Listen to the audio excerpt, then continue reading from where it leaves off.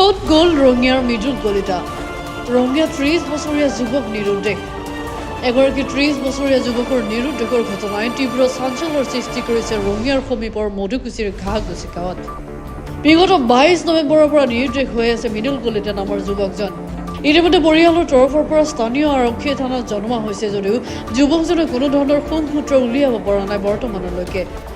ধান কাটি থকা পিতৃক পথাৰত ভাত দি আহি ঘৰত নিজেও খাইছিল ভাত যুৱকগৰাকী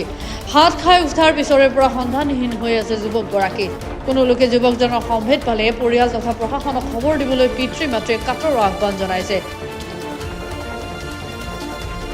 দেখা পায় ৰাস্তা দেখা পালোঁ ঘূৰা দেখা পালোঁ তেওঁ যদি কোনোবাই মনত কণ্টেক্ট কৰে মই ফোন নম্বৰ দিছোঁ আৰু থানাত গতাই দিলে হ'ব নাম্বাৰটো কৈ দিয়ক 6001280000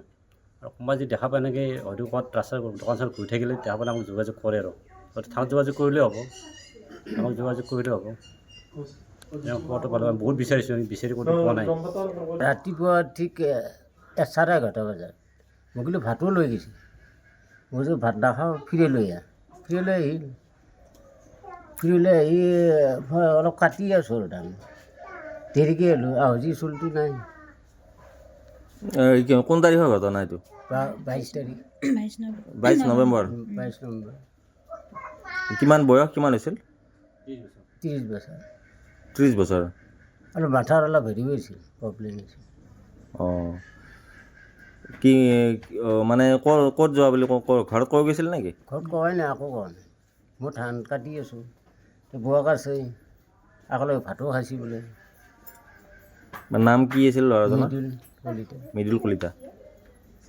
নৱেম্বৰ ৰাতিপুৱা সি 9:30 বজাত বিচনাৰ পৰা উঠি কিনে ৰাতিপুৱা দৌচকলৈকে ভাত লৈ গ'ল পথাৰত তাৰপিছত আহি মোৰ লগত ভাত খাই তাত ৰাস্তা এনে আগৰ পৰাই ফুৰি থাকে ৰাস্তাত আমি ভাবিছোঁ ফুৰি আছে ক'ৰবাত তেতিয়াৰ পৰা আজিকালি 14 দিনে হ'ল একো নাইয়ে খবৰ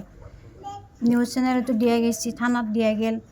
আৰু বহুত বিচাৰিছে ওচৰ পাজৰে বহুত মানুহ বিচাৰিছে থানাৰ পৰা কিন্তু একো সহযোগ পোৱা নাই আমি একো খবৰ কৰা নাই আৰু এতিয়ালৈ তেওঁলোকে কেৱল কৈছে আমাক যদি ক'ৰবাত থানাই ফোন কৰে আমি তেতিয়াহে আপোনালোকক জনাব পাৰিম বয়স কিমান হৈছিল 30 বছৰ বিচাৰি আহিব লাগে মই সেইটোৱে জানো আৰু বিচাৰি পালি ওলাই ল'ৰাটোক মই খৰালি পালি ফোন নম্বৰ 6001285500 গাঁও মধুকুছি জিলা কামৰূপ অসম বাইহাটা চাৰিআলিৰ পৰা বিজিত দাসৰ ৰিপৰ্ট গ্ল'বেল এন 24/7